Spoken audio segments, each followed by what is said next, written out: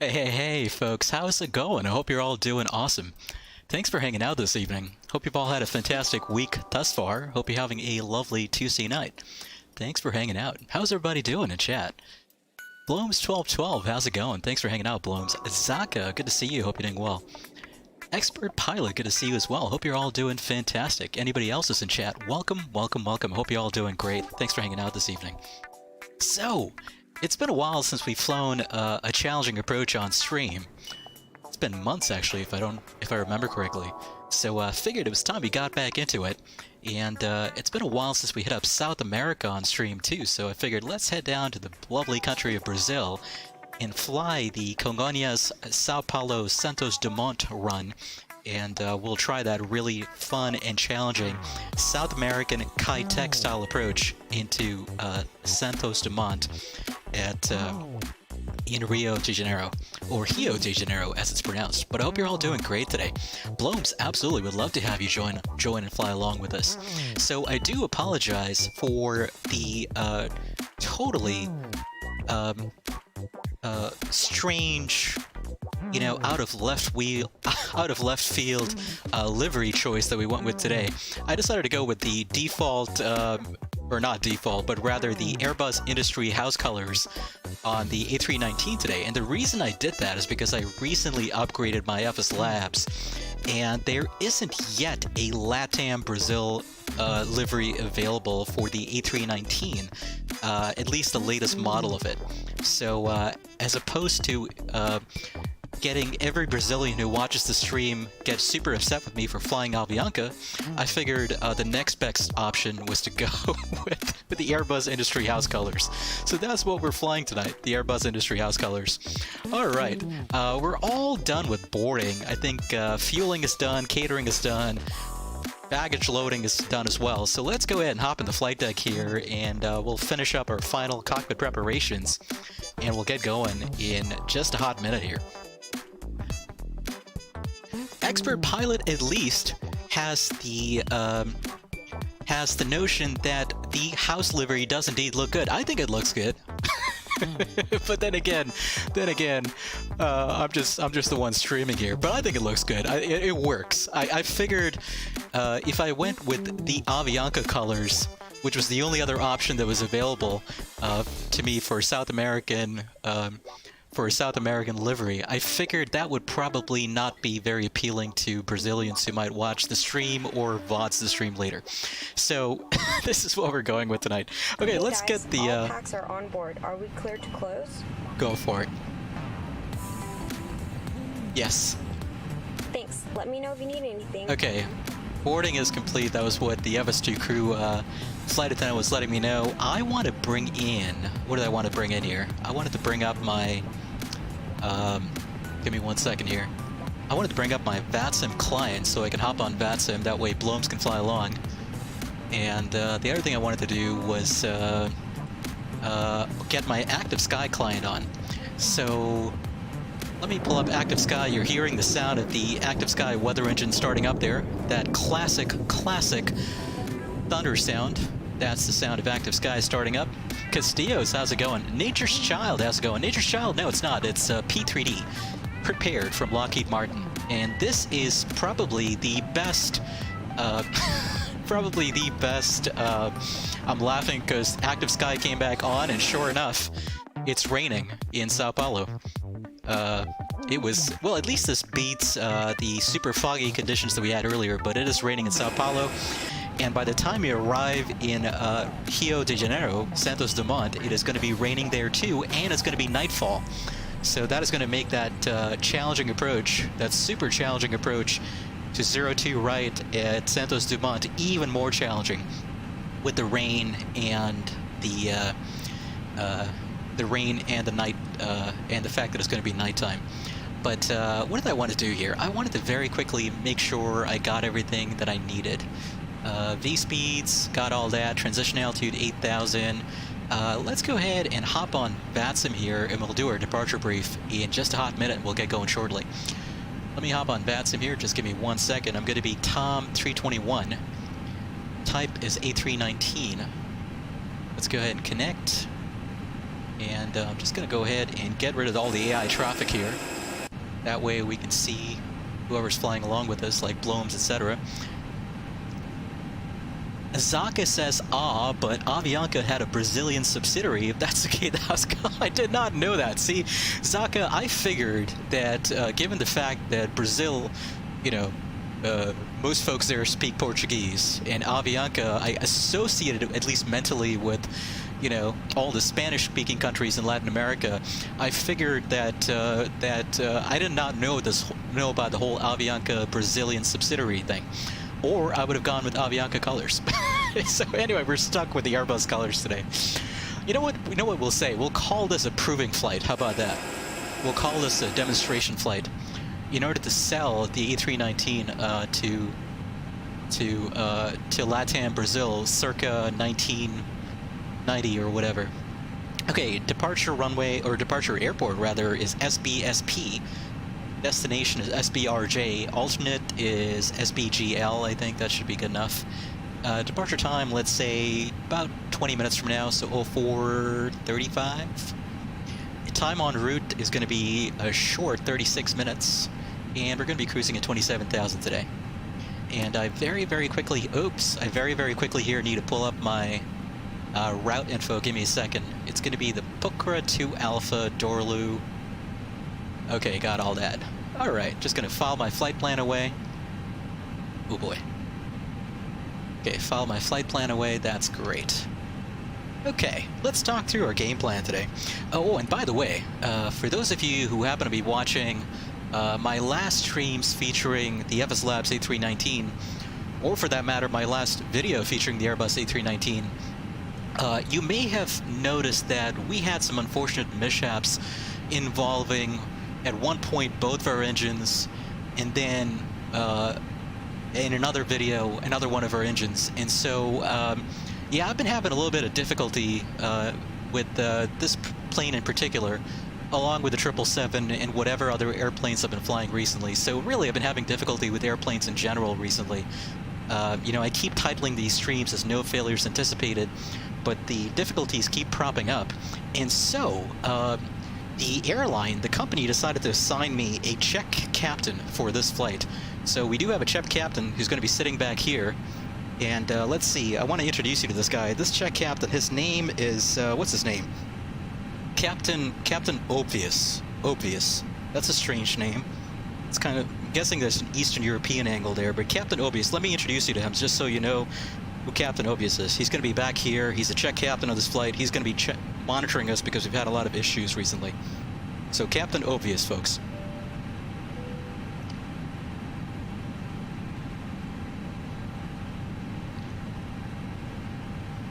Okay, yeah, so Captain Obvious, yeah, that's the guy. That's the check captain for this flight today. Just want to let you all know he's going to be back here monitoring everything we're doing, just to make sure we're doing the right things. And he may chime in from time to time to let us know how we're doing.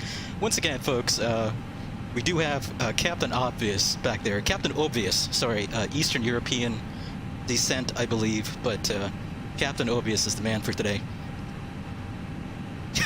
Okay, let's hop back in here.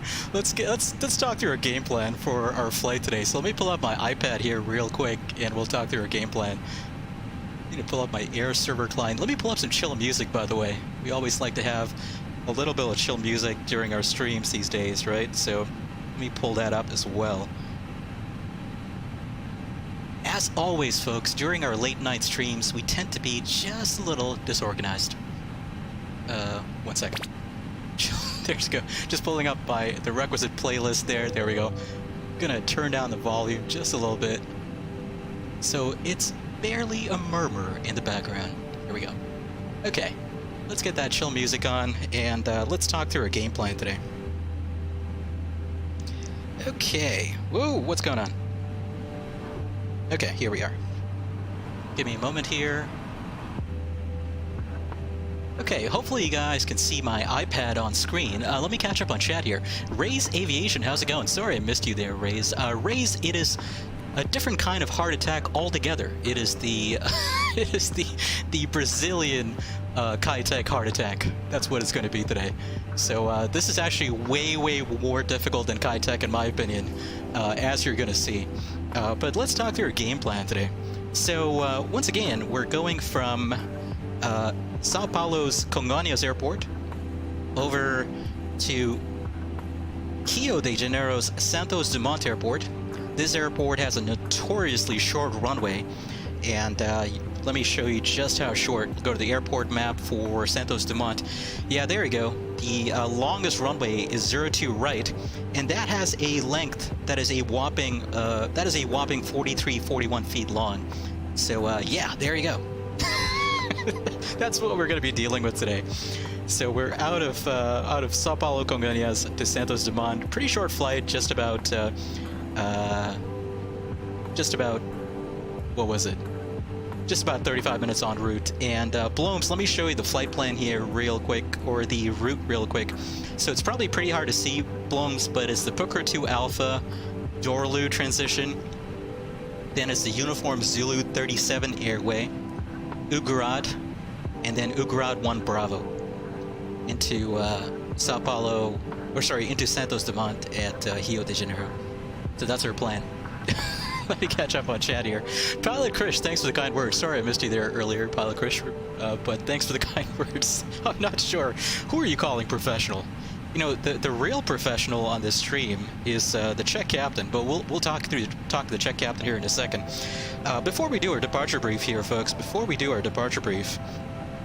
I want to very quickly check with our co-pilot if he's ready for the departure brief. So let's check with him.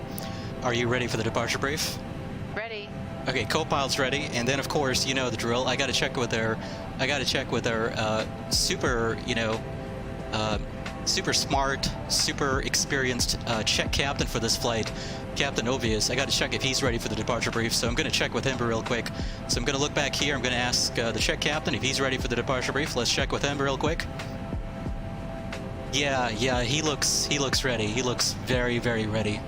Boy, he's got the popcorn out and everything. He's ready. He's ready for the departure brief. Okay, let's do our departure brief here. That's right, Race. Yeah, that wasn't the title. Okay, let's do our departure briefing here. All right, so this is going to be a standard left seat takeoff off of runway 17 right at Sao Paulo Congonhas. These speeds 121, 123, 130, flap setting config 1 plus F, and full toga power. Pretty short runway at Congonhas as well. And the weather information, let's check out the METAR here at Congonhas real quick. SBSP, here we go. Winds out of the southeast today, 150 at 09er. Visibility unlimited, looks like. Temperature 172.15. Light rain, ceilings broken at 600, 800, and overcast at 1,800. QNH is 1014, so I got that.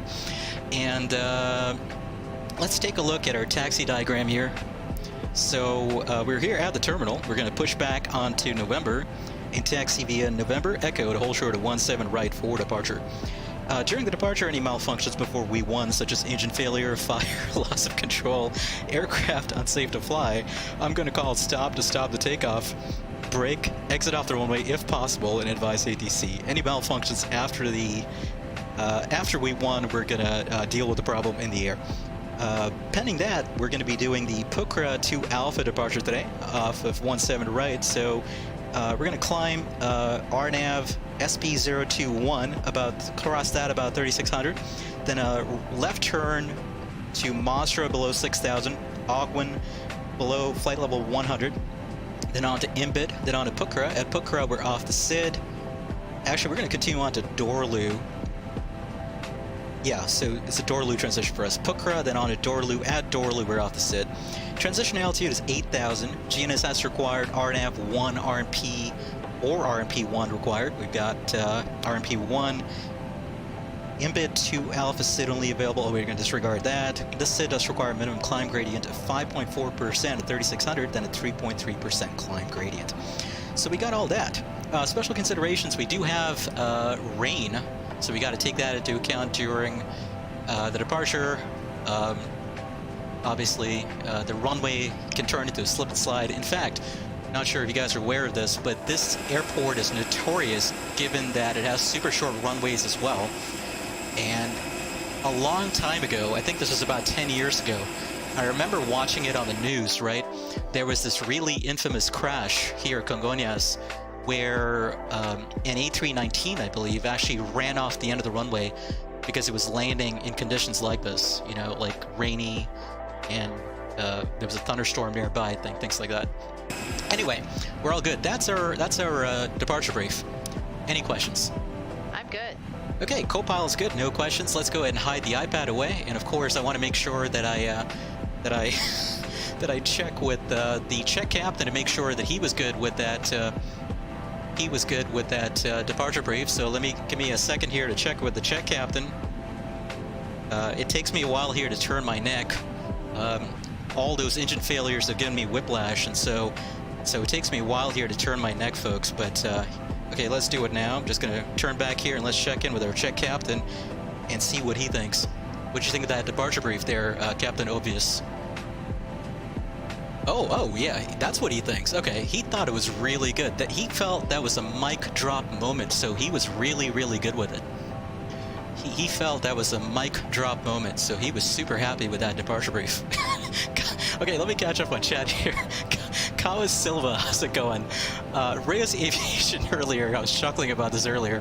Reyes, I guess Reyes was, yeah, you were on that, on our last stream in the MD-80, right, Reyes? So, yeah.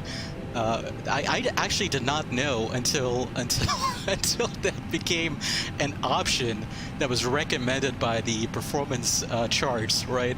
That 0.5 degrees was actually a real valid flap setting for takeoff in the MD-80, but apparently it is. It is a totally valid flap setting. We don't have to contend with that in the simple to fly A320, right? In the A320, all we have is 4 notches. That's it. 0, 1, 2, 3, and full. So 4 notches. That's it. That's right, Reyes. I remember. And remember, you had some issues, right? So. Zaka says hello from Porto Alegre. Well, welcome from Porto Alegre. And Zaka was saying TAM. Yeah, that's the flight number, right? Zaka, TAM 3054. Yeah, super unfortunate that happened. But yeah, it was super unfortunate for sure. Okay, let's see. Blooms, are you flying along? Do I see...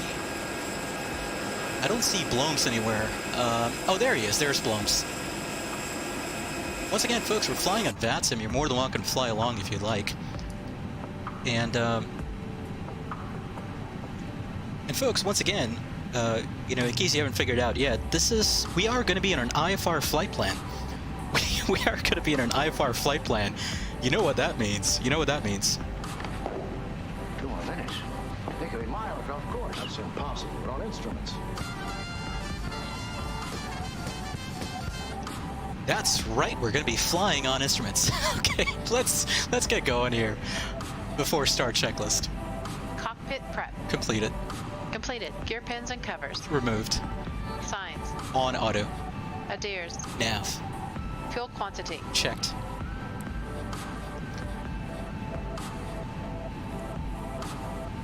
$5,300 kilograms. Takeoff data. Set. Barrel ref. QNH 1014 set. 1014 set. Down to the line. Cabin crew arm slides and cross check.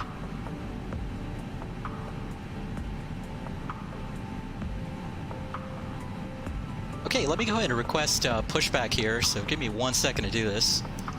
Just going to very quickly set some things up here just to make things a little easier on myself.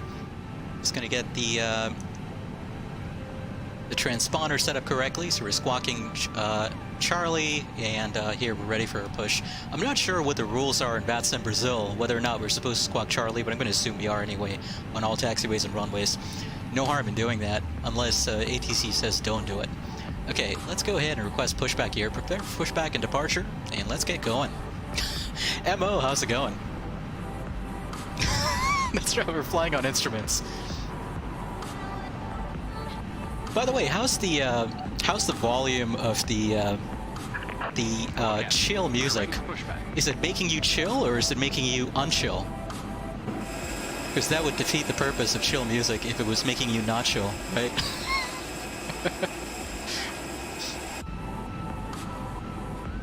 That's right, Rays.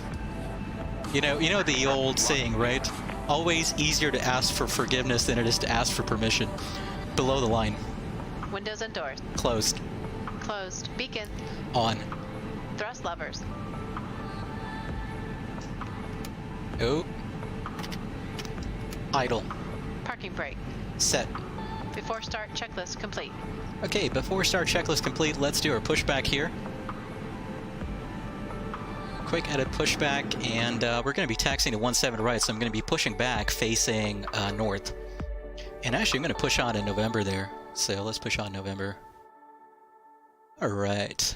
It's a tad high, says Mo. Hey, thanks for letting me know, Mo. I'll turn it down. You know, the weird thing is, some of the tracks that I have are a little louder than others, and I think that's what causes the issue. Some of the tracks I have are a little louder than the others. I need to find a way to equalize these, but I'm not clever enough to do that. Anyway, okay. Okay, we're pushing back here, parking brake released, and we're ready for start. Let's go ahead and start up number 2. Starting engine 2. Check. Okay, starting number 2. Let's listen to that engine start up there. We got the IAEs today. You definitely need the IAEs on these airplanes, especially when you're flying into some of these short runways at airports like Congonhas and Santos Dumont Airport. The CFMs just aren't going to cut it. You need a little bit of that extra thrust. And behind us, by the way, we've got our good friend Bloom's 1212, real-life CFI from the awesome country of New Zealand, flying along with us today. And let's watch the engine instruments here. So we've had fuel flow, EGT, N2 obviously, N1 is starting to come up, and it should stabilize in the next 15 seconds, hopefully.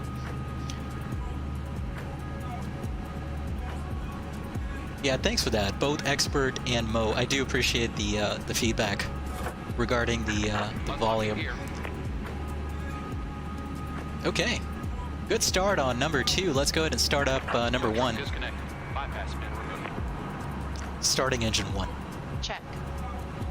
Okay, we're starting engine 1.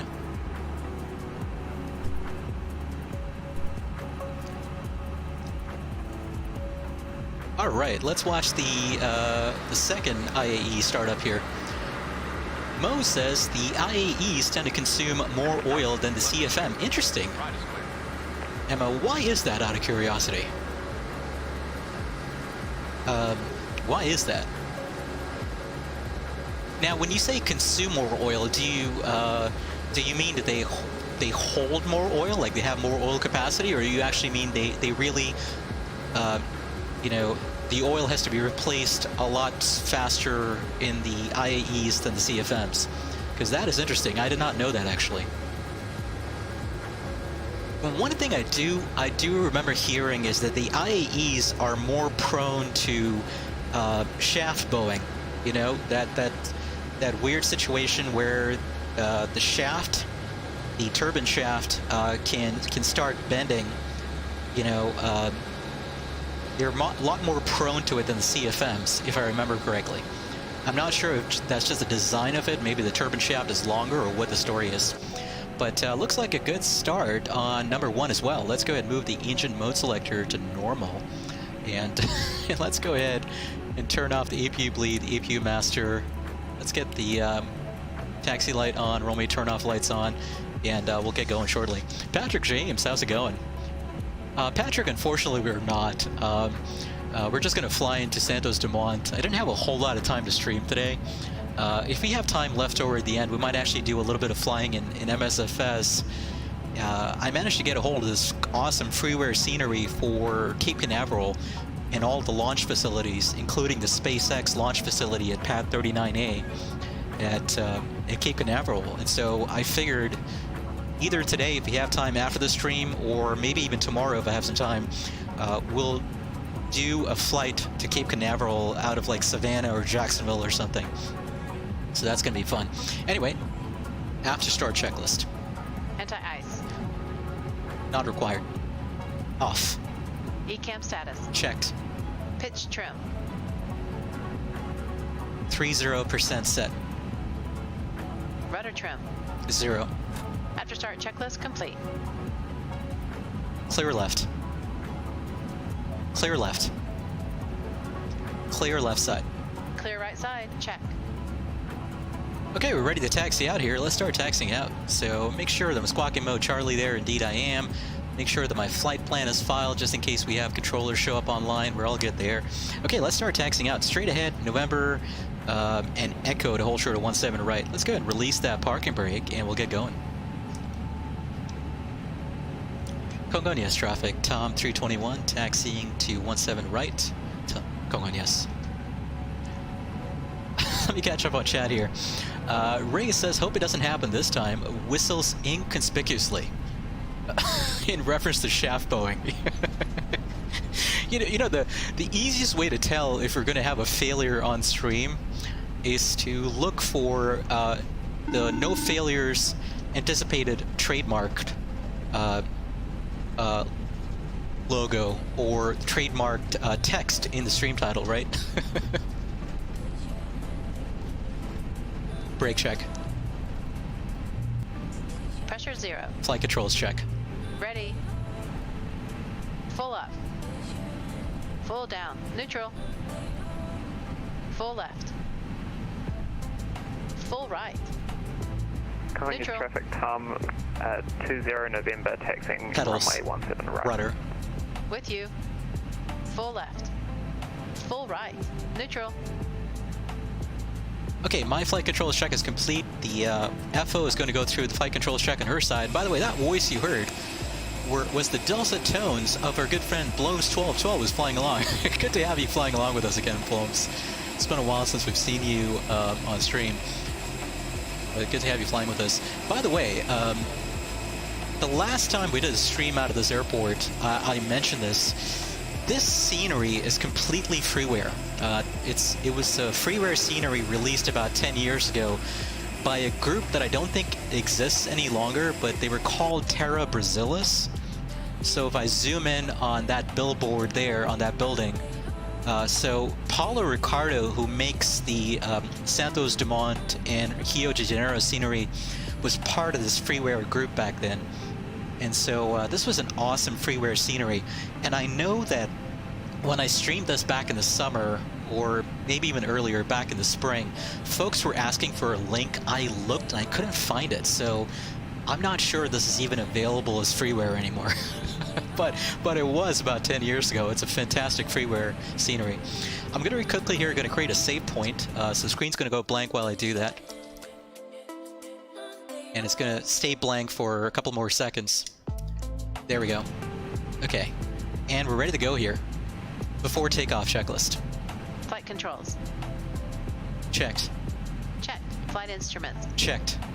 Check. Briefing. Confirmed. Flap setting. Config 1 plus F.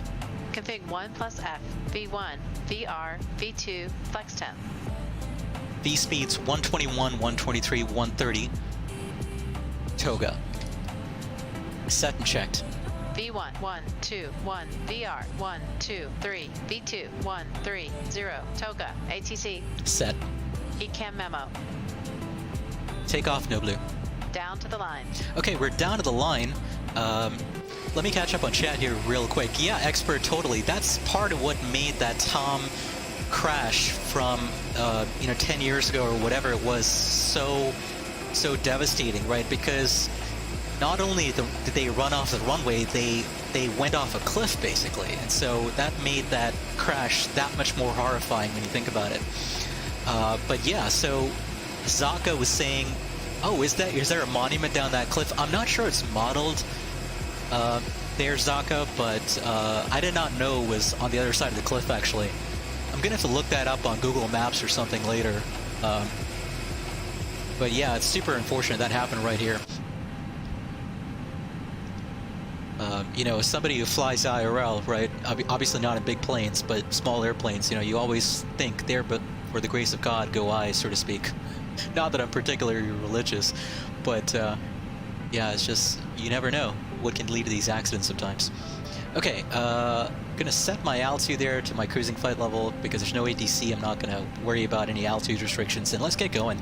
One thing I want to do, folks, just as a reminder, since we've had so many issues, at least with this captain in particular, on our last flights and our last streams, we do have a check captain on board, Captain Obvious.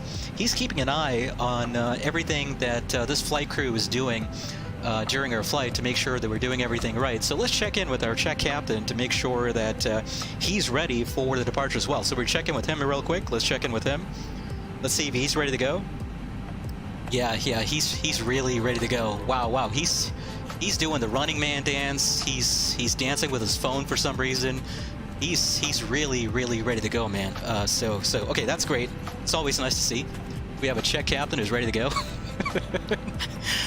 In case he's got all the credentials and everything. He's actually got ribbons on his jacket, on his lapel. So you know you can tell he's super qualified for the check captain role on this flight. Mitch's Aviation, how's it going? I hope you're doing well. Okay, let's get going. We're wasting enough time here. I'm sure that Blomes is getting a little a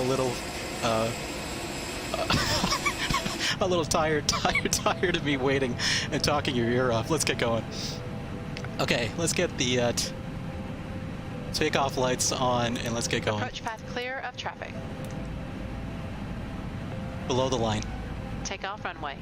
Confirmed. Confirmed. Cabin crew. Advised. TCAS. Cabin crew, be seated for takeoff. TARA. Engine mode selector. Normal. Packs. Off. Packs are off. Before takeoff checklist complete. Ready. Affirm. Okay, 17 right for departure here. Wow, you can actually see the patches of water, you know, standing water from the rain on the runway. That's super cool. Look at that. That's one of the nice things about kind of the default runway textures in P3D, right? You do have these pools of standing water that show up. And then you get payware scenery, and for some reason those pools disappear. But that's super cool. I always like that. Raise, that's right. I gotta make this entertaining, right? I always try to respect my audience. More or less. Okay, let's get going. Takeoff. Takeoff. Check. Okay, let's set takeoff thrust here. Full toga power for takeoff, obviously. I should probably let the engine stabilize there, but you know what? Who cares? Don't take any tips on how to fly the real A319 from this pilot, right? Okay, off we go. Checked.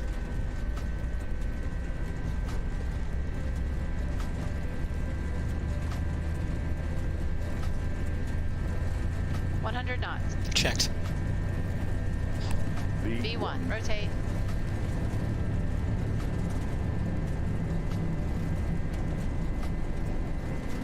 Positive climb. Gear up. Gear up. Gear up.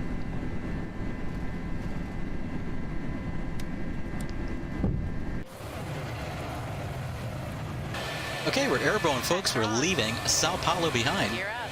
as we head up to Rio de Janeiro. And I totally forgot to make my takeoff call. Congonhas traffic, Tom 321. We've taken off from 17 right. We're departing to the northeast, Congonhas. Thrust climb, climb.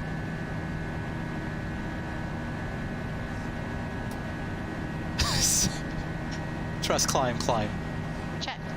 Sorry about that, Blomes. My apologies. I forgot to turn the chrono on too. That's right. Thanks, Mo.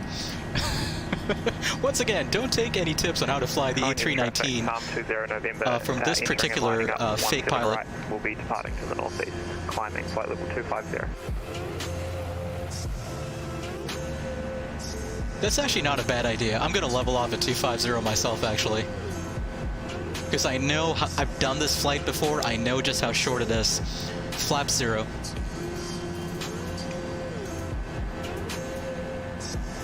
Flap 0. Speed check. Flap 0. After takeoff, climb checklist. Landing gear. Up.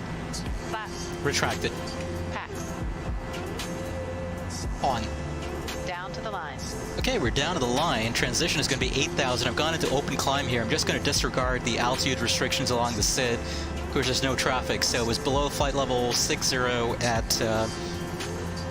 SB021, and then below flight level 100 at Mastra, I think. So we're going to disregard those and just go open climb up to... Correction, actually it was below 60 at Mastra and below flight level 100 at Ogden. We're just going to disregard those climb restrictions and climb unrestricted up to a cruising flight level 250, and I'm just going to set this up here real quick. 250 is going to be our new cruising flight level. Bloom's 1212 is the trendsetter today, folks. We're just, whatever he says goes.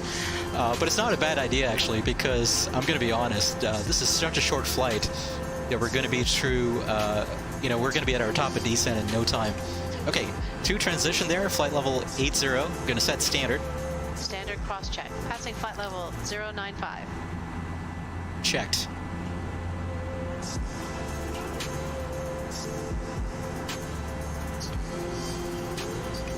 Now. Checked. Below the line. Barrel rep. Standard set. Standard set. After takeoff, climb checklist complete.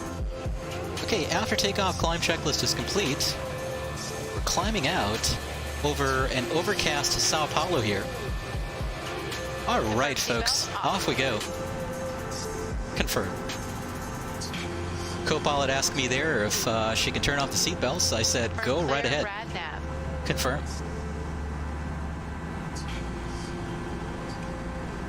Confirm. Okay, she's going to clear the rad nav page. Not a lot to be cleared anyway, but that's part of the flow, about 10,000 feet. Let me catch up on chat here.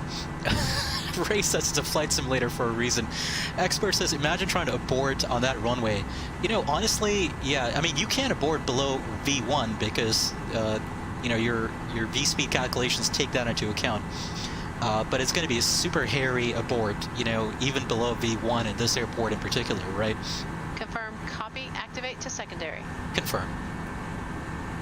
Okay, done talking to the co-pilot here for a while. All right, let's go into some cinematic shots here as we climb out over Brazil, which we can't see, unfortunately, because of the cloudy conditions. But hey, what can you do?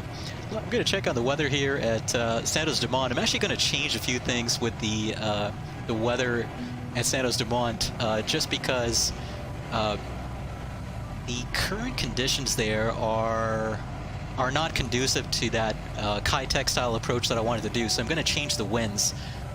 And maybe that's it. So I'm going to change the winds to be blowing out of the north.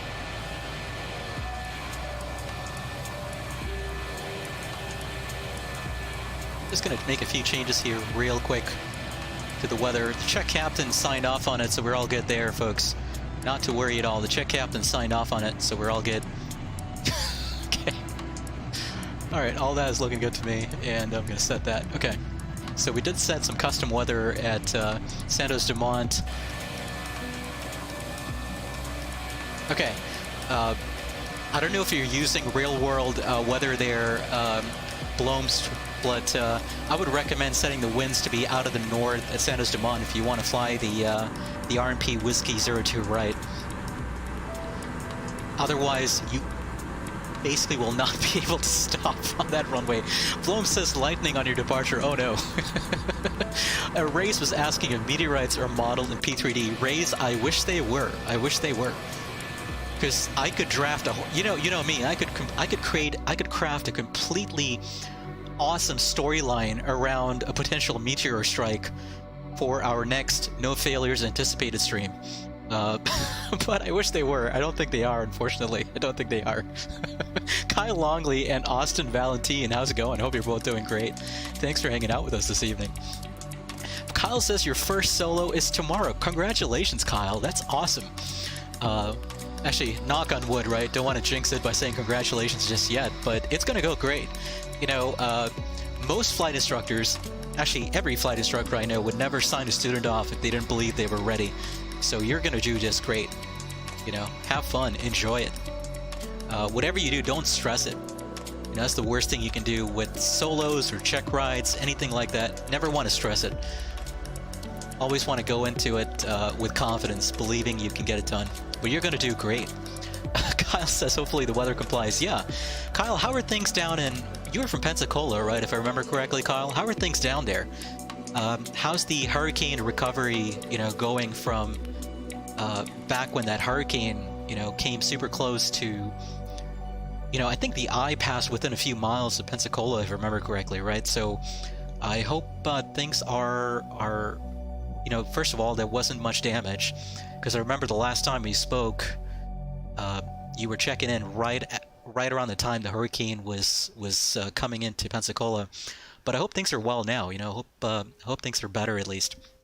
Either case, congratulations on going for that solo, and wish you the best with it.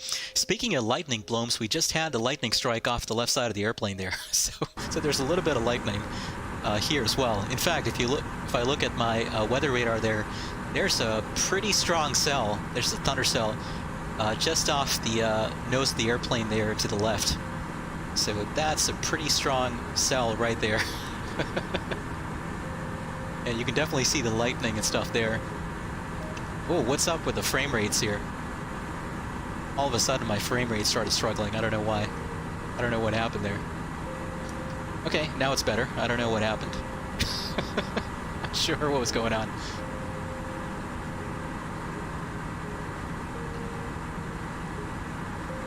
Reyes was saying you caught a beautiful meteor last night. It left a trail that was blown in the wind, visible for about 5 minutes after, maybe more, but it went out of your camera frame. The meteorite was very bright and very green. Interesting, Reyes. That's super cool. Where about in the world was this, out of curiosity? But yeah, it's always nice, you know, watching, you know, shooting stars at night, right? And, you know, I never got into astrophotography. I did get into, you know, I did have a pretty nice telescope for a while, but but you know, where I live is just far too bright to be able to really enjoy it unless you go out in the country. So I haven't really gotten into astrophotography as much as I would like to. I would love to get into astrophotography. Let me check on, where's our top of descent? Okay, top of descent is still a ways off. That's good. I'm going to change my altitude here. Not that ATC is going to pop online. I'm going to change my cruise altitude in vPilot as well. Let me catch up on chat here. Expert says, oh yeah, the Gulf of Mexico got like 2 to 3 hurricanes all in a row. Yeah, it's an endless, you know, conga line of hurricanes that were going into the Gulf, and hopefully that's over, but you know, for all you know, there might be another one coming in, right? I think, what is it, Hurricane Iota is now, you know, in the Caribbean, and I think it's hitting Central America, and you never know what's going to happen, right? Because that, after it hits land, it could turn back out over the Caribbean and then into the Gulf. You never know. It's super scary for sure. Vlogs, I do not use reshade. It feels like you asked this question a lot. I feel like I've seen that question from you before. I don't use reshade though. I just use Tomatoshade, which changes my shaders, and I use the R&D Tomatoshade reflection profile. Everything I use is usually listed in the description of my stream, the description of the video. So if you look in the description, everything I use should be there, for the most part.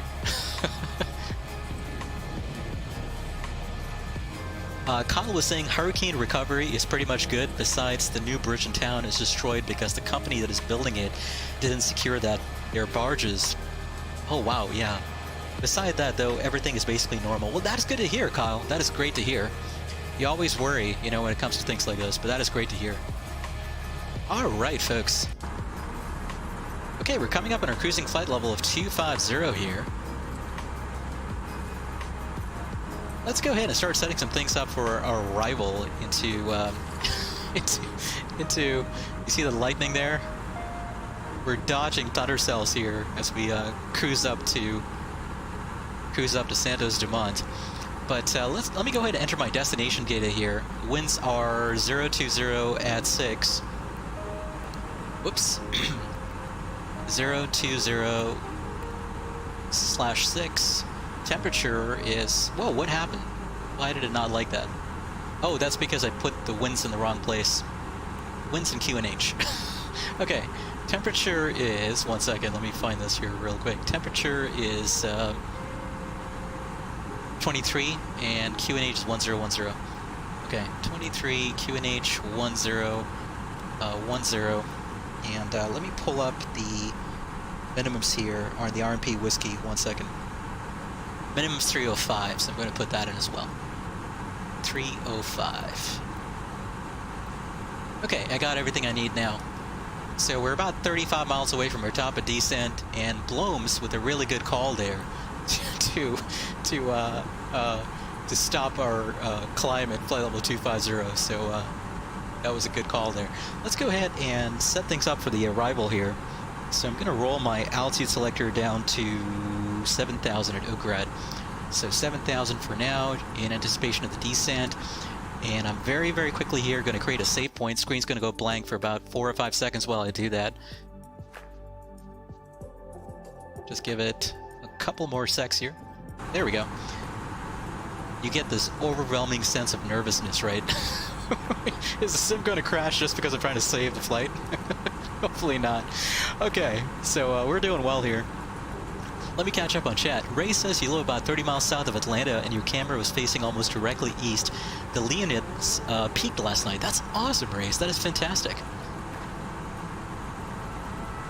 Yeah, Kyle, that does not sound good at all. Rays, wasn't that Hurricane Zeta? I'm not sure. Was that Hurricane Zeta, or what is the one that's in the Gulf right now? Or not in the Gulf, but what's the one that's hitting Central America right now? Is it Iota or is it Zeta? I'm not sure. Blooms, you know what's funny? I actually used SimBrief as well, and SimBrief, I guess, didn't like me very much. SimBrief gave me 270. I'm not sure why. Mo says I probably need to put the seatbelt back on. That's not a bad idea at all. It always helps to have, backseat pilots, and it certainly helps, right, to have a check pilot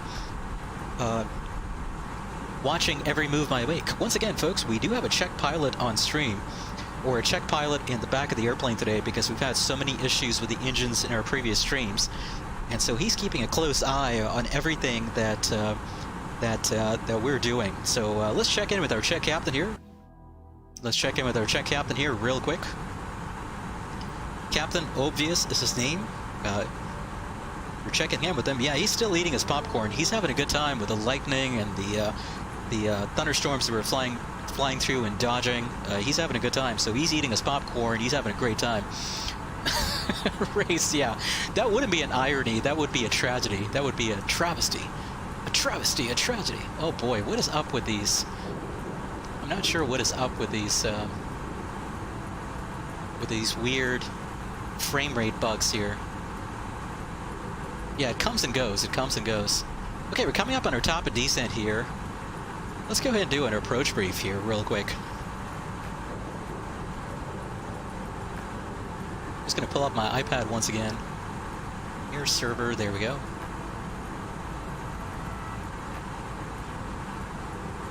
Just gonna mirror my iPad here. And about 5 miles out from our top of descent, we'll go ahead and initiate our descent. Okay. Okay, we're doing great. Let's go ahead and pull up the iPad on screen here, and I'll initiate the descent once we get within 5 miles of the top of descent marker. Give me 1 second here. Hopefully everybody can see the iPad on screen. Let's go ahead and do our approach brief. Are you ready for the approach brief? Ready. All right, so we're going to be landing on 04 right today. Let's take a look at the, correction, 02 right at Santos Dumont. Always helps to know the correct runway numbering. The weather I have at Santos Dumont, winds are 020 at 6 knots, so blowing almost right down the runway for 02 right. Visibility 10 statute miles. Ceiling's broken at 4,900. Temperature 23 dew point 22. QNH is 1011. Okay, you got that. And there we go. Let's go ahead and initiate our descent now. Manage descent mode engaged. And yeah, we're descending. Okay. And let's talk through the UGRAD 1 Bravo arrival routing here on the iPad. So UGRAD 1 Bravo from Vurup on to November Mike 270 between flight level 100 and flight level 800. Did I say flight level 800? Between flight level 110 and flight level 8,000 feet. You know, us residents of the good old US of A with our constant transition altitude of 18,000 are just, we're never going to be able to get a grip on flight levels below 180. But anyway, flight level 80 at November Mike, about flight level 80 at November Mike 270 on a towed up onto UGRAD at 7,000 flat, then onto Gellet about 6,000. So I can actually roll my altitude selector down to 6,000 at Gellet. Let's see. At UGRAD, maintain Papa 098 bearing to UGRAD, so PIOL NDB 415 is the frequency. We can disregard that because at Gellet we're going to be joining the RNAV RNP Whiskey 02 right. But let's check the notes here, just make sure everything else looks good. Transition levels by 8DC, yeah, so we're all good there. Okay, let's brief the approach plate here for the RNP Whiskey 02 right. So RNAV approach, final approach course 019er, and this is a pretty twisty, turny track here into 02 right at Night Shadow. How's it going? Hope you're doing well. Aloha, Night Shadow. Thanks for hanging out today. So it's a pretty twisty, turny track here into 02 right at Santos Dumont. So Gellet is the initial approach fix. Very convenient given that Gellet is the final fix on the Gellet, or on the UGRAD 1 Bravo arrival routing. So just going to pick up right where that arrival routing left off. So Gellet onto Romeo Juliet 931. Boundary altitude is going to be 4,800 feet. Then onto 031 about 3,500, or at 3,500. And then Romeo Juliet 032. Right turn onto Romeo Juliet 801. Crossing altitude there is 1,850 feet. We're descending from Romeo Juliet 032 right on a 2.85 degree glide slope or glide path. So Romeo Juliet 032 onto Romeo Juliet 801, continuing onto Romeo Juliet 802. Maximum speed there is 160 knots. You can see the little note there that says 1, and the legend there says maximum 160 knots. Onto Romeo Juliet 803, maximum speed 140 knots. Then a full 180 degree turn to roll out on final for 02 right. So Romeo Juliet 803 is crossed at 1,162 feet. And we're going to make a full 180 degree turn, descending all the way down to 305 feet by the time we roll out on final at Romeo Juliet 804. And what do you know? That altitude at Romeo Juliet 804 of 305 feet corresponds perfectly to our decision altitude of 305 feet. So there you go. RNP 0.1 required, and airport elevation 10 feet. MSAs within 25 nautical miles. The Gellet fix 5,500 feet to the south. Flight level 075 to the northwest, and flight level 095 to the northeast. In case we need to go amiss, we're going to climb to 5,500 feet, maintaining a track of 019er to RJ 901. Then right turn to RJ 902. Then on track 145 to the Ever fix, and we'll hold there as published. Okay, so let's check the notes here on the chart. Special aircraft and aircrew authorization required, RF required. For uncompensated Barrow VNAV systems, procedure is not authorized below 7 degrees Celsius or about 45 degrees Celsius. We're well within that range, so we're all good. Do not initiate the missed approach prior to 0.87 nautical miles from Romeo 02 right. Good to note. Vertical trajectory and PAPI are not coincident. Also good to note. Okay, so we got all that. And assuming everything goes to plan, right, we're going to land on 02 right. Runway length available is 4341 feet. We do have rain in the forecast, I believe. Let's check here real quick. Actually, 1 second. We're going to have rain in the forecast. We're going to have light rain. I'm just going to modify the weather preset here that I had real quick.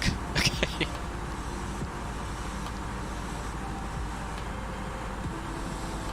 Yeah, we do have light rain in the forecast, so we got to keep that in mind. That'll make stopping on the super short runway really, really difficult. By the way, I'm going to come in a bit low on the approach, like they do in real life, just because that helps, you know, with the approach, or that helps you set, you know, touch down as early as possible and stop as quickly as possible. But we'll see how we do. Let's check on our approach speed here that was computed. Approach speed is going to be 132, so that's all good to me. Or that looks good to me. Approach speed is 132, and we're going to taxi, or we're going to go all the way out to the, roll out all the way to the end of the runway here. Taxi off 02 right on India, then Alpha and Juliet to the ramp. So that's it. That's our approach briefing. All right. Any questions? No questions. Okay, co-pilot satisfied. Let's go ahead and hide the iPad away. And I'll catch up on chat here in just a minute. Once I'm done cleaning some things up here. Give me 1 second here to clean some things up. Just gotta hide the iPad away. Okay. And let's check and see if our check captain in the back seat was okay with that approach briefing. So let's check in with him here real quick. Let's check in with our check captain. Once again, his name is Captain Obvious. He's been assigned to us because we've had some misadventures and mishaps in our last streams involving pretty much every aircraft type we've ever flown. So he's here to keep an eye on us. Let's check in with him and see what he thought of that. What he thought of that approach briefing. Yeah, that's what he thought. He's pretty happy with it. He's pretty happy with it. And actually, he's gone right back to eating popcorn. So he's now fully engrossed in monitoring how well this approach is going to go. Let me catch up on chat here. Patrick Starr, how's it going? Night Shadow, the stall speed varies depending on your gross weight. So I don't know what it is right now because that part of the speed tape is well below the portion of the speed tape that I can see as of right now. But I'm going to guess it might be around 115, 110. I might be wrong. It might be lower than that. But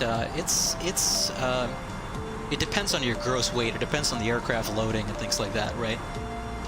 Okay, let me catch up on chat here.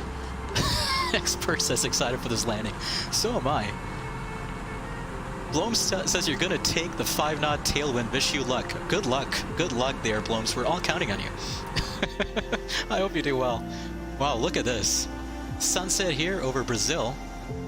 And shoot some gaps in the clouds so you can already see some of the scenery around Rio de Janeiro. Look at that. That's pretty.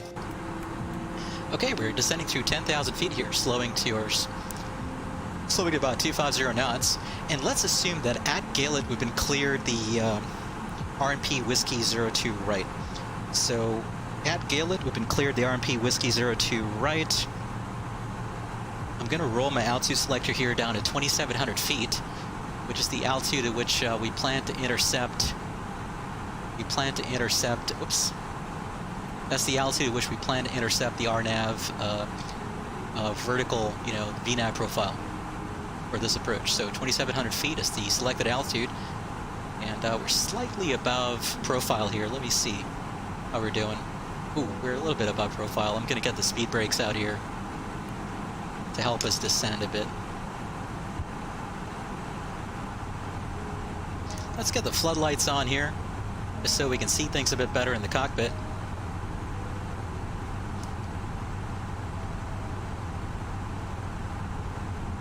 Had a little bit of a stutter there, unfortunately. Speed brake's about half out. That'll help us get back on vertical profile here. And let me check in on chat here. Mo says stall speed for A319 fully loaded is around 119. Okay, so it wasn't that far off. That's interesting, though. Patrick Starr was asking, is P3D more GPU or CPU intensive? You're planning on buying a RTX. You know, Patrick Starr, I'm not sure I'm the best person to ask, to be honest. I'm not, you know, and plus it kind of depends, I think, as well on whether you're using version 4 or version 4.5, right? Let's go ahead and assume you're through transition here. So I'm going to reset QNH here to QNH 1010. That's our local QNH, altimeter setting at Santos Dumont. Approach checklist. Briefing. Confirmed. ECAM status. Checked. Seatbelts. On. Vero ref. QNH 1010 set. 1010 set. Minimum.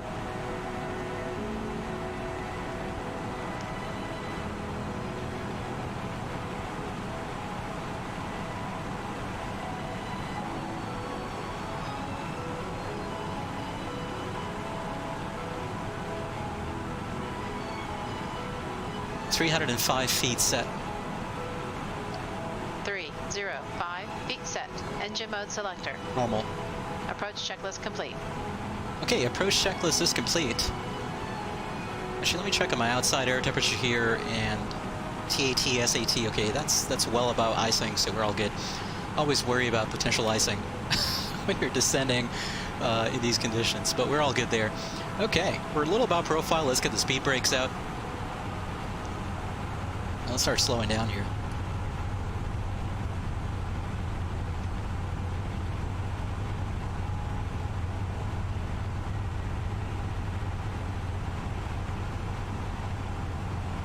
That's a good point that Expert is raising, right, regarding whether the stall speed is with flaps or full flaps or no flaps. That makes a difference too. Yeah, you're right. I'm guessing it's full flaps. Flaps 1. Check speed. Flaps 1. Speed check. Flaps 1.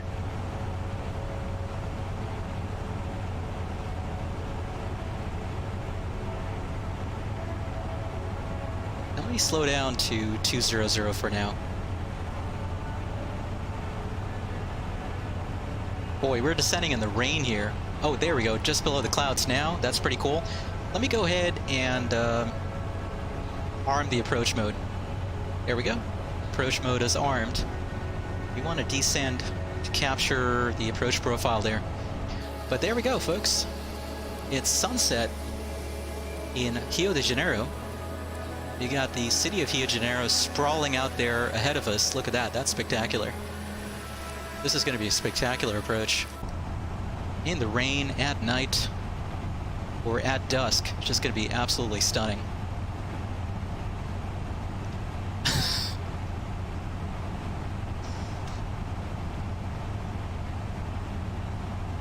Yeah, Mo, I did hear about that.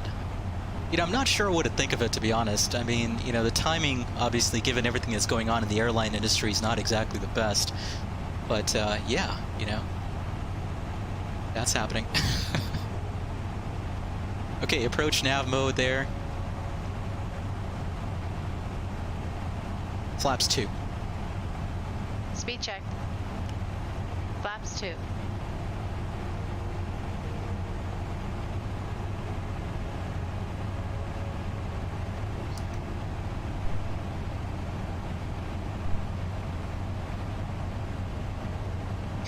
Okay, folks, let's check in on our check captain here, and let's see what he thinks of this approach we're about to do. Let's check in with him real quick. Let's see what our check captain thinks. Oh yeah, he's super enthusiastic. He looks like he's ready to go. He's doing the running man. Man, he's ready to go. He's ready for this one. Okay, let's go back to our P3D scene there, and let's go ahead and start setting up for the approach. So I'm gonna go.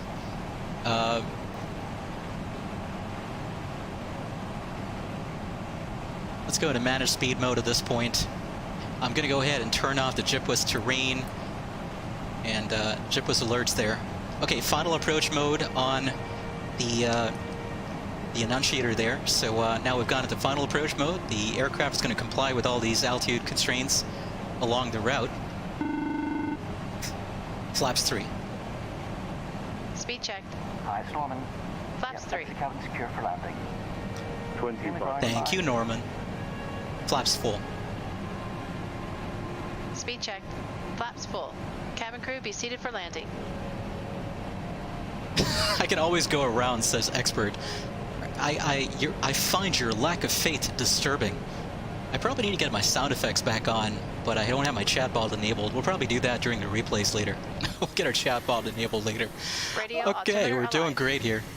Look at Rio, sprawled out in front of us here. What a city! Just absolutely beautiful at night. Landing checklist.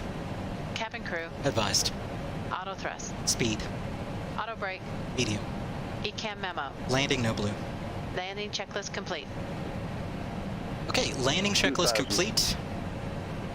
And I'm going to disconnect the autopilot here and take over manually.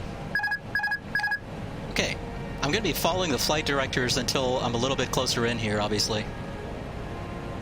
The one thing I don't like about final approach mode with RNAV approaches in the A3 or in the Airbus is that it just drops right down to the next altitude constraint. It doesn't actually follow the recommended vertical track. It just drops. So that is something I'm not too pleased with. Okay, our next altitude constraint here at RJ802 is 1537. So let's go ahead and descend and let's start turning here.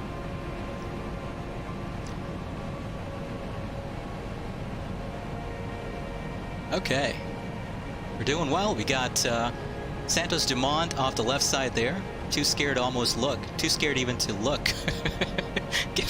given how stressful his approach is. But there's Santos Dumont there, and we got the Christ the Redeemer statue on the hill there. Look at that. That's beautiful. Up on the mountain. That is spectacular. Passing final approach fix. Tracking a little high here. 0 feet.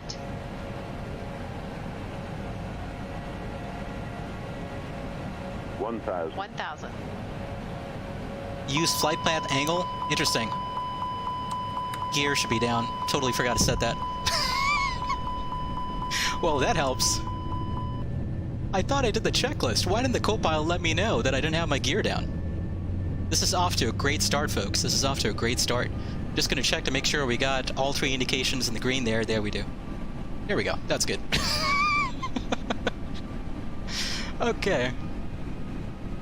And I'm going to go visual at some point here when I've got the field in sight.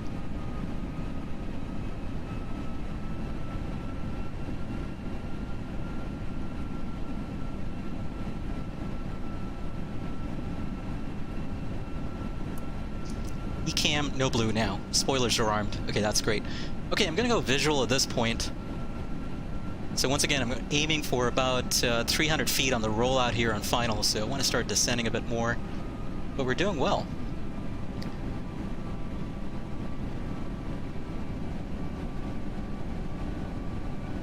Flight director's off, bird on.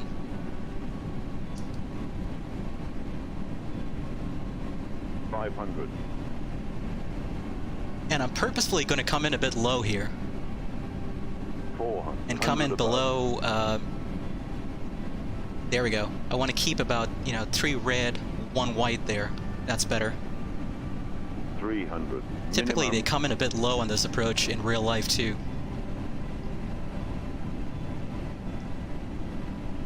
200. How did I miss that stuff on the ECAM? I don't know.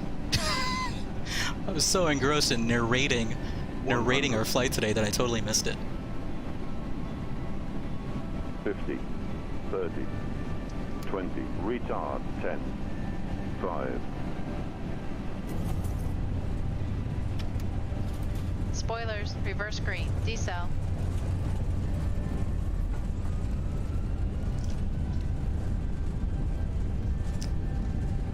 $70 knots.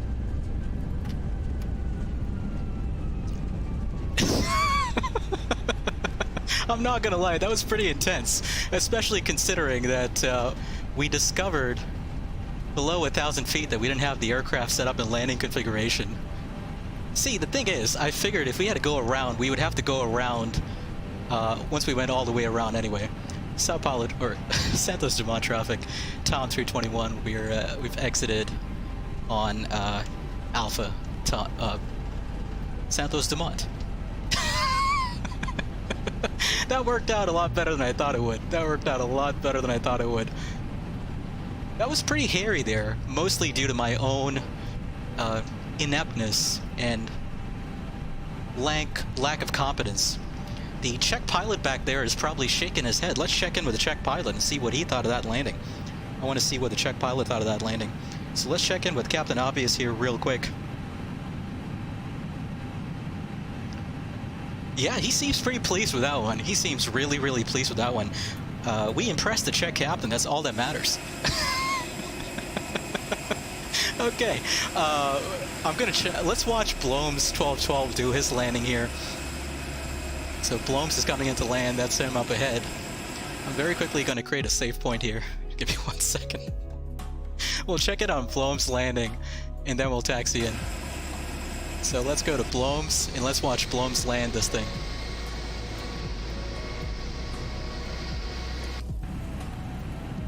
One second, let me go back to Bloms here real quick. Okay.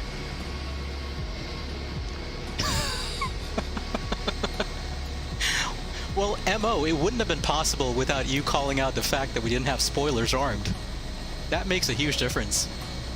By the way, Bloms is flying in MSFS, so be kind, obviously, because you know, the flight dynamics, even with the fly-by-wire mod, are just absolutely awful with the default A320 in MSFS. But he's doing incredibly well here, considering he's flying in MSFS. Okay, let's see how he does.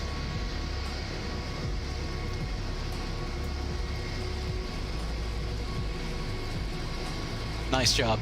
Really nice. In the touchdown zone.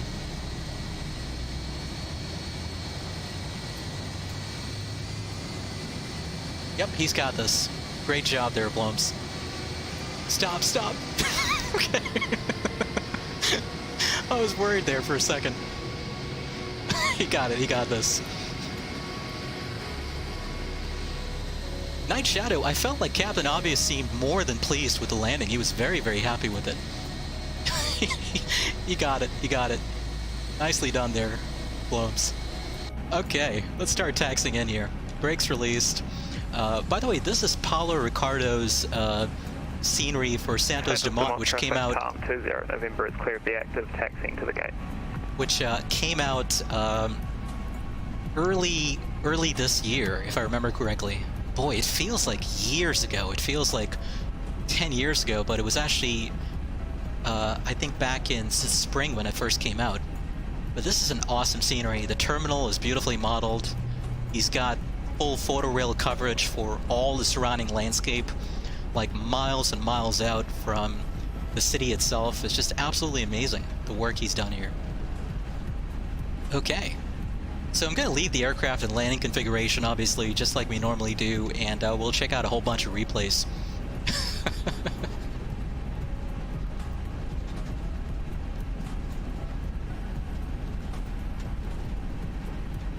And Bloms, once again, thanks so much for flying along, buddy. That was fun.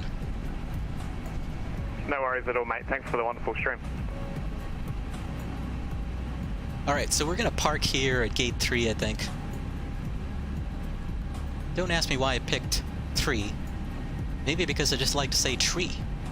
So we're parking at gate 3, folks. If Bloms parks at gate 5, then I think we've hit all the right phonetic pronunciations, right? All the right aviation pronunciations for gate numbers. Okay, let's stop right here. Parking brake set, and I'm just going to leave the aircraft in landing configuration. I just want to show you something here real quick. I think I showed this on our last stream where we flew into here back in the spring, but this is so well modeled, this terminal. I just felt like we had to see it. So the interior of the terminal is beautifully modeled. I mean, look at this. You got all the gates here, right? The gates are modeled, transparent jetways and everything. You got all the seating in the terminal, the flight boards there. That is super cool. Look at this. This is so well done. And you can actually walk down the jetway. This is so cool. This is so cool. I like this. Let's see what Captain Obvious thinks of the scenery. Let's see what Captain Obvious thinks of the scenery. I think Captain Obvious... let's see what Captain Obvious thinks of the scenery. Yeah, just like I thought, he's pretty pleased with it. He seems to be happy with it. So Captain Obvious is a fan of the scenery. That is great. It's payware, Night Shadow. So it's from Paulo to Ricardo, and it's available on Sim Market, I believe. And I think they have sales every once in a while. So if you're still in the market for P3D scenery, I recommend it. You know, if you're not, you know, given all the developments in the flight sim world with MSFS, etc., right? You don't necessarily have to go for this, obviously, because you know it's probably not going to be that long before somebody comes out with a really good Santos Dumont scenery for MSFS. So only get it if you're really hooked on P3D for now is my recommendation. But it's a really well done scenery. I'm a huge fan. Okay, there is Bloom's 1212 pulling into the gate. Let me catch up on chat here real quick, and then we'll and then we'll check out some replays.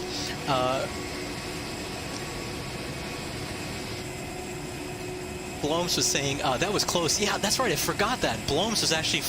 So that landing from Blomes was even more impressive when you consider the fact that he was actually landing with real-world live weather, and so he had a 10-knot tailwind. Whereas I chickened out, and I made things easier on myself by giving myself a 6-knot headwind. And even I could barely stop within the runway length I had, so that was some super amazing work by Blomes there. Getting that airplane stopped with a 10-knot tailwind. Okay, let me hop off VATSIM as well here, and we'll check out some replays. Okay, let's check out some replays. One second, let me gotta pull up the replay window here in ChasePlane. Okay, there we go. Okay, let's pull it back a ways. And I'll go back way back, actually. That way we can check out all the beautiful scenery here on approach into Santos Dumont. Wow, look at this. Spectacular scenery. I'm very quickly here going to adjust the time. Yeah, I'm just going to adjust the time back by about 15 minutes. That way we have just a little bit of daylight so we can see things a little bit better.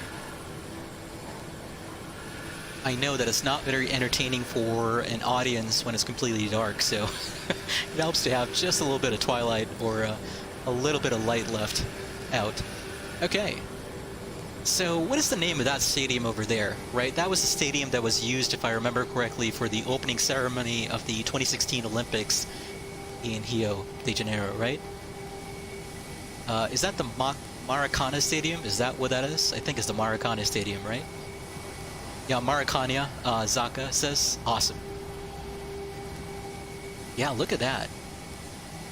I mean, this scenery is so well done, you know, it's just amazingly well done. I just absolutely love it. Night Shadow is asking what's my brake temperature. Just disregard hot brakes. Well, actually no. Oh yeah, I do have hot brakes. Brakes hot. But that's probably because I went through the replay mode. I'm not sure. Maybe I had hot brakes. I'm gonna have to check the VOD of the stream later. So, you know, when I do these replays, the sim tends to get all weird and funky, obviously. So disregard all the failures that we have there. That's not related to anything real.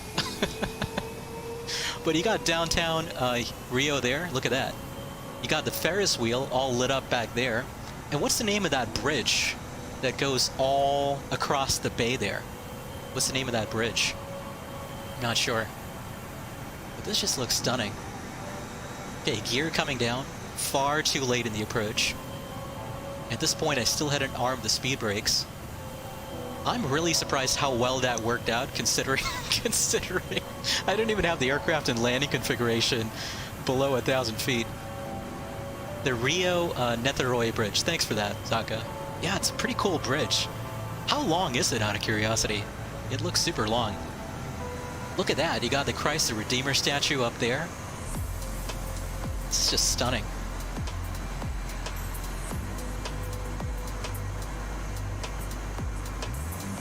Wow, you come in right over the top of the buildings there. So it really is a Brazilian Kai-Tek for that reason, right? Just like how in Kai-Tek, at Kai-Tek, or the old Kai-Tek, you remember how you used to fly right over Kowloon and all the buildings in Kowloon? This is just like that. You fly right over the top of the buildings there. And of course you got Sugarloaf Mountain over on the right side of the airplane. Look at that. That is spectacular. And the cable cars actually do move in this scenery. They're animated. So those cable cars actually do move. That's super cool. Probably Rays. I would not be surprised. I'm just gonna chalk it up to an artifact of the replay system. I'm gonna fool myself into thinking that.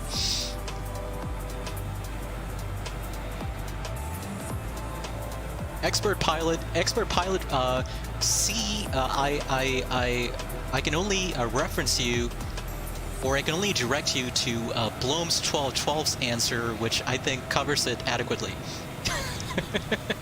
Bloom's 1212 is the man if you're looking to fly into Santos Dumont in an A320neo with a 10-knot tailwind. That worked out really, really well. I'm surprised how soft that landing was. I was aiming for a firmer touchdown, and when it touched down that softly, that actually kind of threw me for a loop. Wow, that worked out super well. Way better than it should have. Okay, let's do a tower view here. Let's do a tower view. We're not going to look super close at the brake temperatures, right? We're not going to look super close at that at all.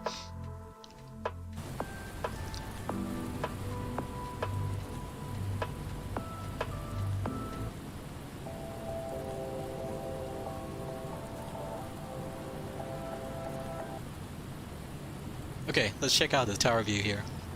So this is... Wow, look at this. It's a full 180-degree turn.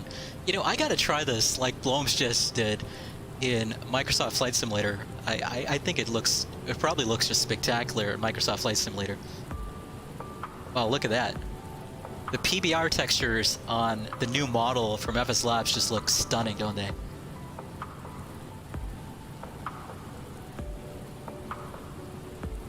Got Sugarloaf Mountain there. Look at how the mountain just absolutely dwarfs that airplane, right? A tiny little airplane.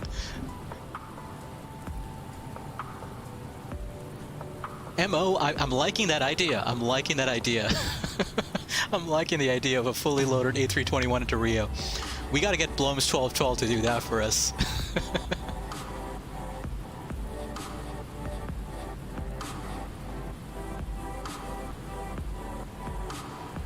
Wow. Did you see that? We touched down right on the markers, too. I was pretty happy with that one. Whoops, meant to go the other way. Should we do a wing view? Would you guys be game for a wing view? Yeah, let's do a wing view here real quick. And then we'll do a belly cam view as well. Those are always popular. So, which side should we have the wing view on? Actually, I'll switch back and forth. I'll switch back and forth between this side and that side. Start off with this side, and then we'll switch to that side, just to check out the Christ the Redeemer statue. I mean, it's just amazing. By the way, the view from this side is super spectacular, because you're right over the buildings. You know, just like the view from the right side of the airplane where you're landing at Kai-Tek, you know, is super awesome because you're right over the buildings in Kowloon.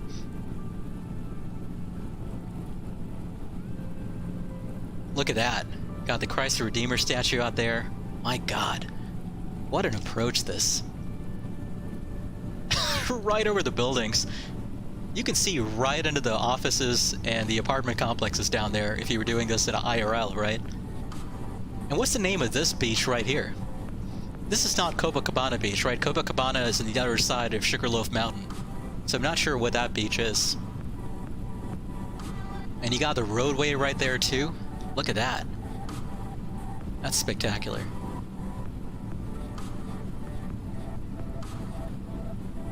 That's just stunning. Can you imagine the views from the cars and trucks on that highway? And of course, the other side of the airplane, you got Sugarloaf Mountain. Wow. That is just amazing. I can never get enough of this approach. I can never get enough replays of this approach. It's just stunning. This is a really beautiful city, though, I gotta tell you. People from Brazil, Rio de Janeiro is one hell of a beautiful city, I gotta tell you. You know, don't get me wrong, I know just like every other major metropolis, it's got its problems, but it is a beautiful... It's a very, very scenic city. Okay, there we go. Right over the threshold there. Touchdown. Reverser, speed brake. Wow.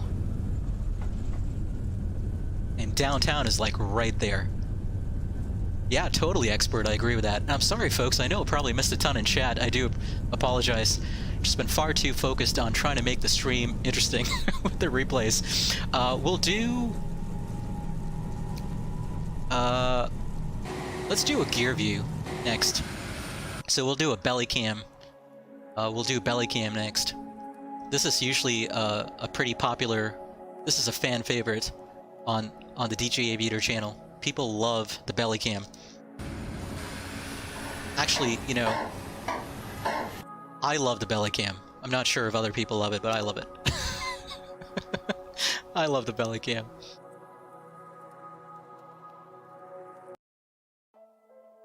Okay, so we'll do this view. Wow, look at this. You come right over the top of these hills here. Look at that. What an approach this. Night Shadow, I'm sure there are. You know, there have to be, right? I'm guessing. That's a good question. I'm sure there are. Yeah, totally, Night Shadow. The wet runway is awesome. Raze, I totally missed what you were saying earlier. Oh yeah, Raze, the Raptor, they lost vehicle pneumatics, and... Yeah, this was SpaceX, right?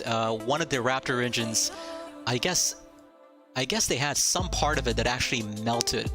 And the melting metal apparently caused a full pneumatics failure, right? And so, yeah, that was a scary few minutes. I was watching the live stream on NASA Spaceflight, on the NASA Spaceflight YouTube channel, and that was a super scary few minutes, actually, because for a while there, you had no idea whether or not the burst disc would actually work as intended, right?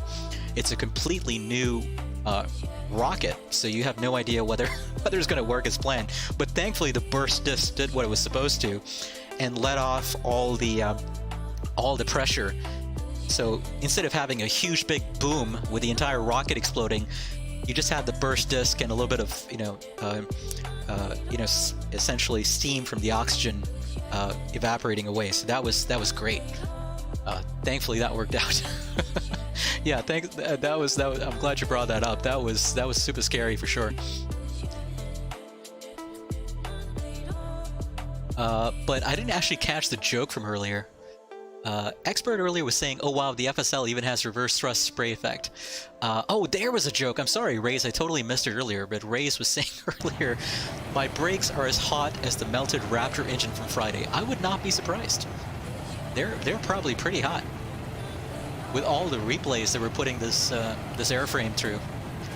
You know, as far as the FSLabs A319 thinks, right? As far as it thinks, are we going to hit this truck here? Are we going to hit the truck? Oh, just missed it. Just missed it. Just missed it by that much. Wow, that was a super smooth touchdown. I'm really, really pleased with that one.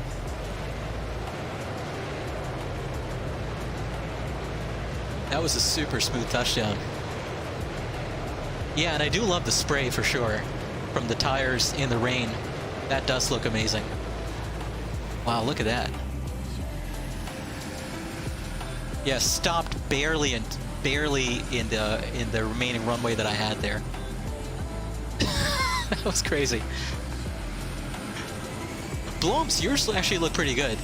And by the way, you know, of course, don't forget, Bloms, that you were flying the A320neo, which is horrifically modeled. The fly-by-wire in that is horrifically modeled by Microsoft. And plus you were landing with a 10-knot tailwind, so you did pretty well. Okay, folks, I've got to ask the question now. Before we go into our final set of replays and you know, our final cinematic shots and call it a night, is there a specific angle you want to see a replay from? Do you want an over-wing view? Does anybody want an over-wing view? Because we haven't done that yet. Yeah, maybe we'll do one over-wing view and then we'll call it a day. So let's scroll back here a ways. Yeah, this is actually a pretty nice view. I like this a lot. Let's go all the way back here. All right, let's check out this view.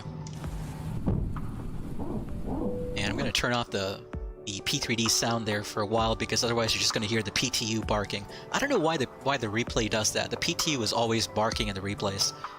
But yeah, this is a pretty nice view.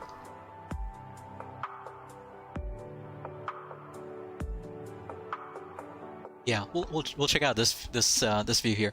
Cockpit Gopro. Yeah, that's actually not a bad idea either. Let's do that real quick as well. Yeah, this view could actually work pretty well.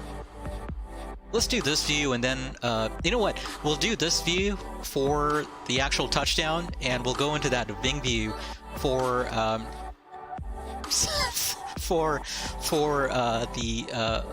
part of it that goes over downtown. How about that?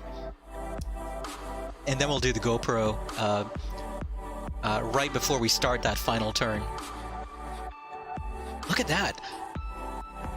I love that Ferris wheel that's all lit up in purple there. That just looks spectacular. And by the way, can you see the ships in the harbor there? Or the ships in the bay? That's super cool. They're lit up, actually, the ships are. I think it's AI ships that I have. It's like Freeware. That looks pretty cool. Night Shadow? No, I'm not Night Shadow. This is actually all default. It's actually all default spray effects from FSLabs itself. So FSLabs does a really good job on, you know, obviously the flight dynamics, the systems modeling, all that stuff. But two things they do a really good job on in their airplanes is the effects, you know, like contrails, you know, touchdown, smoke, spray, etc. Wow, look at that! You can see the aileron, the spoilers deflecting there. That's super cool. Look at that. You can actually see every single movement I was making. Look at that. That's so cool. My God. That is so cool. You can actually see the spoiler being modulated as well as the aileron all the way over on the wingtip there, close to the wingtip. So you can see every single movement I was making with the stick. Yeah, Bloms, I totally agree. I really wish they would bring that to MSFS soon. And if they don't do it, I wish somebody else would do it. But the SDK is so limited as of right now. So we're gonna do the GoPro right after this one, but I want to see this all the way through. This is super cool. I just love watching the surfaces, the control surfaces actuate like that. We'll do the GoPro view right after this. Night Shadow was asking which FSLabs aircraft would I recommend to purchase first. Night Shadow, if I had to make a recommendation, obviously would be well, Night Shadow, actually, the only one you have to purchase the A320 first, because the A319 and A321 are add-ons to the A320. So, so unfortunately, you have to get the A319 first. Or sorry, correction, disregard that. You have to get the A320 first, unfortunately. And then if you wanted to get the A319 or A321, you can purchase those separately as add-ons to the base A320, if that makes any sense, right? Wow, look at that. I mean, look at the detail here, right? You can see all the hydraulics there. You can see all the hydraulic lines as well.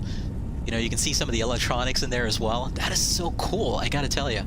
Just the level of detail that goes into FSLabs airplanes is just stunning. Okay, I did promise you folks that we do the GoPro, so let's do the GoPro as well. And we'll do the GoPro right before we start that final turn here. So just about here should do it.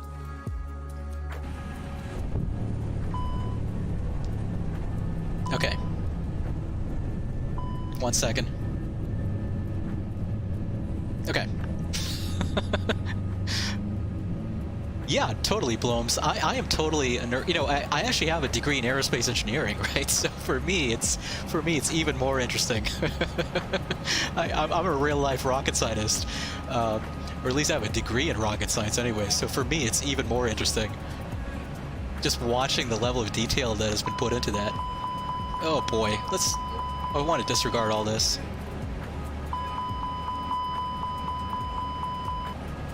If you're getting an overwhelming sense of deja vu, folks, this is because this was the part in the recording where I just realized that I'd failed to lower the gear before my landing checklist. And somehow we still managed to butter this landing at Santos Dumont, despite that. It's just amazing. Expert, hey, thanks for hanging out so far, Expert. We'll catch you next time. You take care, my friend. Thanks for hanging out. Have a good night. Hey, Night Shadow, absolutely. You gotta be up at 5 a.m. Holy cow, Night Shadow. Hey, you have a great night, Night Shadow. Thanks for hanging out with us so far. We'll catch you next time. Mahalo for hanging out. And hope you have a great rest of your week, my friend. Wow, look at Sugarloaf Mountain all lit up there. This is a spectacular view. Look at Sugarloaf Mountain over there.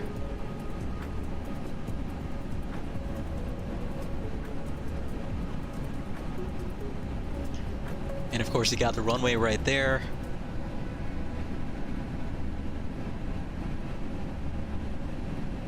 $500.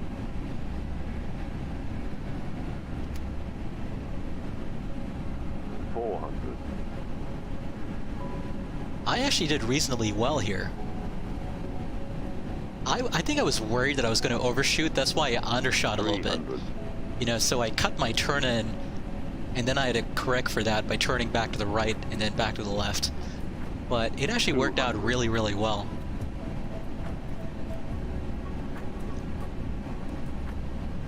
Look at that. Right on glide path, slightly low, which is what I wanted.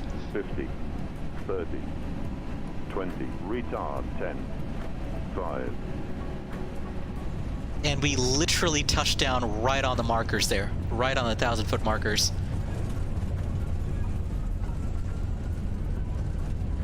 Blomes, I totally did, Blomes. I'm loving those sceneries. I downloaded Napier, and I downloaded Rotunga. Is that how you say it? Rotunga, or is it Rorotunga? I'm trying to remember. And I downloaded Dunedin as well. So those sceneries are awesome. Yeah, I totally agree. We got to do a visit to those sceneries or to those places on stream. By the way, that reminds me. So I won't have the time for this tonight, but I was thinking of doing this maybe tomorrow because I will have a bit of time tomorrow. And I do want to make up for all the weeks of streams that I've missed. But my plan tomorrow will start off with a flight from Savannah, Georgia to Cape Canaveral, and I'll put a link in the video for tomorrow to the Freeware scenery for Cape Canaveral with the SpaceX launch facilities and everything like that. And we'll visit Pad 39A, 39B, all those famous historical launch facilities in Microsoft Flight Simulator tomorrow. And we'll probably have a lot of time after that because that's going to be a pretty short flight from Savannah down to Cape Canaveral. So what I'm thinking is, Blomes, if you want to join us tomorrow, we could do a few flights around New Zealand and check out those Freeware sceneries that you mentioned, because that could be a ton of fun. I'm glad you brought that up, because I've been thinking about those sceneries are so well done. I've been thinking about doing some flights in them, or some flights, to check them out in Misfizz on stream. That would be fun. Bring in it. Let's see.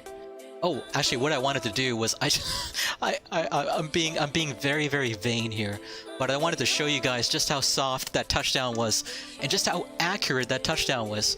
So we're just gonna look very, very closely at the landing gear, which for some reason retracted. Oh no! Oh no! Is the landing gear going to be all the way down by the time we touch down? Nope. Hold on. So we had an artifact. We had a little bit of a glitch here in the replay system. The landing gear retracted for some reason. Okay, landing gear is coming back down now. So watch the main gear there. I'm going to touch down right on the markers.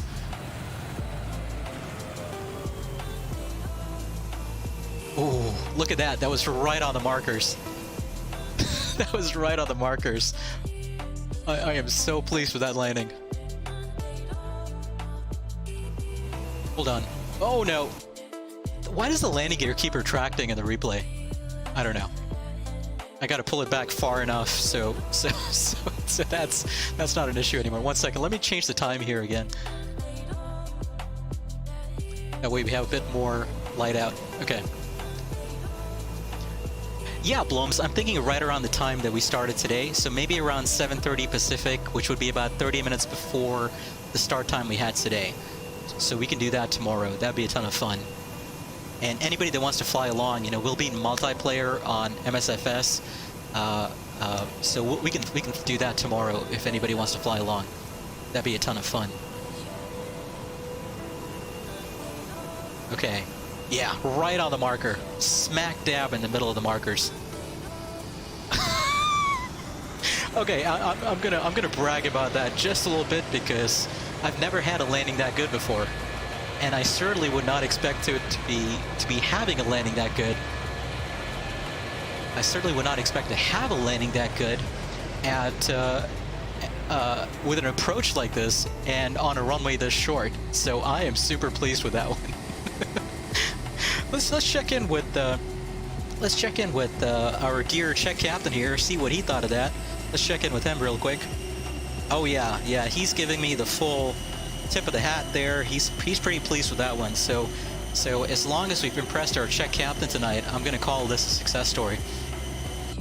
Okay, folks, I'm gonna call it a night here. This was super fun. Blooms, yeah, that sounds great, Blooms. So I'll plan for around that time frame then. Probably around the same start time as today. So we'll start off with a flight from Savannah, Georgia to Cape Canaveral. Like I mentioned, we'll do a little flying around the Cape, check out all the launch sites in this really cool Freeware scenery that I'll link to in the stream for tomorrow. I'll try to schedule that right after this, actually. That way I'm not fiddling around with that last minute. I'll try to schedule it right after I'm done with the stream today. And the other thing I want to do is also, you know, Blooms, if you want, you know, you're more than welcome. If you have some thoughts on the routing and what aircraft we want to fly, you know, between those Freeware sceneries in New Zealand, feel free, you know, if you have some time, just and you want to give it some, if you want to give it some thought, you know, don't worry about it too much if you don't, but if you want to give it some thought and you have some thoughts and some ideas, you know, feel free to drop me a line on Discord on which airports we want to, you know, depart from, go to, all that kind of stuff. And I'll also give it some thought, obviously, as well. But it'd be great to have some kind of local knowledge there. And we'll do a group flight and multiplayer for both of those flights tomorrow, both in New Zealand and going down to the Cape. So that should be a ton of fun.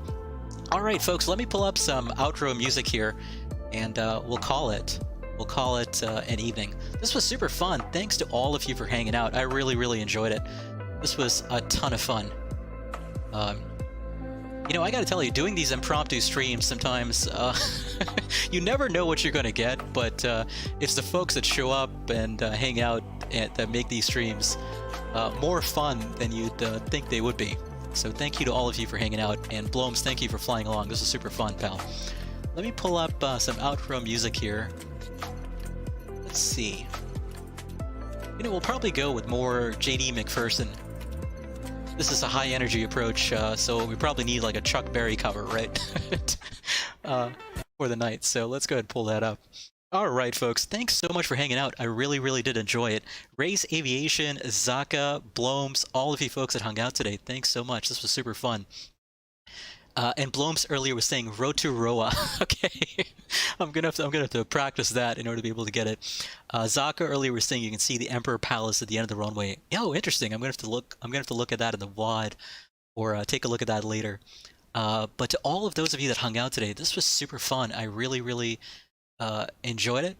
Thanks to all of you for hanging out. Have a fantastic night. Have a fantastic rest of your week. In case we don't see you tomorrow. I'll try to be back on streaming again around the same time tomorrow, and we'll be in Microsoft Flight Simulator. Anybody that wants to fly along, you know, all the details should be available. You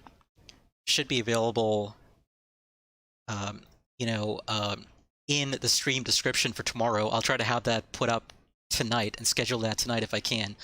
But if you have Misfits, feel free to join in on multiplayer. We'll be on the US West server probably. And that'll be a ton of fun tomorrow. Okay, folks, thanks so much for hanging out. Have a fantastic night. Stay safe, stay healthy. Please, please, please, with everything that's going on in the world, wear a mask outdoors and indoors. Things are bad, especially in the United States. But I hope all of you take care, stay safe, stay healthy, and look forward to catching you all tomorrow. Y'all take care. Bye-bye.